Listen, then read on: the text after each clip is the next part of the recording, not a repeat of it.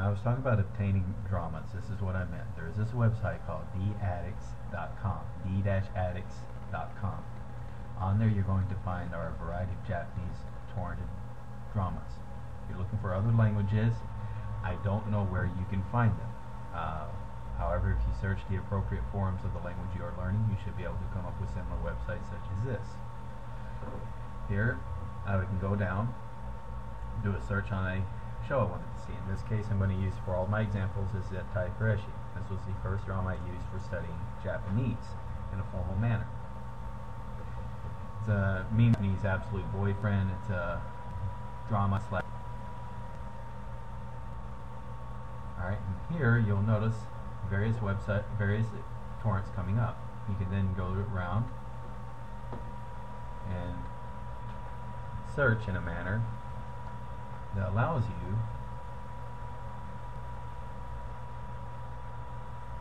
to better view what you're looking for, especially if you have a name as few pages, locations. In my case, I'm going to look for is a low resolution. This one I usually like 704x306 RAW. That means it's not using subtitles.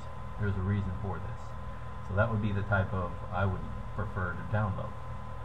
After I've downloaded that, use whatever torrent download program that you see fit. I would then go over here, and then if you see it, it'll say Subtitles Index. If you click on this, let's say you're starting off. These are what's called soft subtitles. They're not attached to the video. They allow your various video players will subtitles what you're looking for. These are the English, by the way. In my case, and we see right here Zettai Kureshi. I could download all this and use it on my video player so I could see it if I wanted to see the English subtitles. First time I saw this drama, I did see it in with English subtitles. I'll be talking about more later. In addition, if you look at the top, there's Chinese, Japanese, Korean, Vietnamese, all the various other languages. In my case, I'm at the level where I would use this right here. These are similar subtitles, but they're in Japanese, so they should follow along the exactly what's being said in dramas. There may be some mismatching. I'll go into details in maybe another video. Just that for right now, this is where you can get a subtitle. This is where you can get the drama. In addition to, if you need to find out about the drama itself, there is a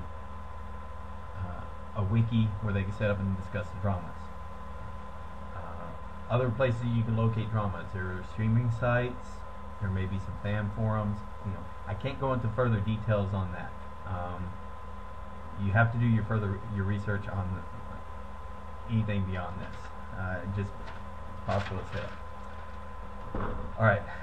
Now that we know how to get this, we're going to move on as to the best way of viewing dramas. So let's click to the video.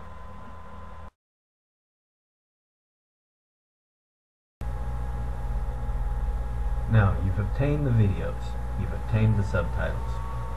If you looked on the d-addicts website, they will explain how to use the subtitles with the videos for proper viewing. Depending on your video player, there may have to be some additional settings, so read those carefully. Maybe I'll even be able to do a video to help demonstrate this so you can see instead of reading it. The next step we're going to talk about is maybe the best ways to start viewing your videos. It can be at the beginning of your studies in Japanese or any language until as you get more advanced. First thing, the most obvious, is you watch a video dub. This is probably your first experience with Japanese if you watched animation. You heard it with English actors, so the lips didn't match. They maybe even changed. Problem with dubbing is they're cartoon voices, even if it's a live action movie, because it's a voice actor whose main role wasn't there acting out the part. So again, best way to equate that is almost to the voice acting in cartoons, maybe to a more realistic level. And it's in your language, almost completely useless for learning purposes unless you want to see a snapshot of life in another country. Next step would then be is subtitles. Now, most of your hardcore fans of Japanese or any Asian cinemas will always say, I only watch subtitled. And they mean English subtitles, or in their native language. Again, it's almost, for the learning purposes, it's almost as good as learning it dubbed. In other words, it's not good at all for learning. because you're going to be reading in English, you're going to be thinking in English, and if you're remembering it, you're going to be remembering it in English.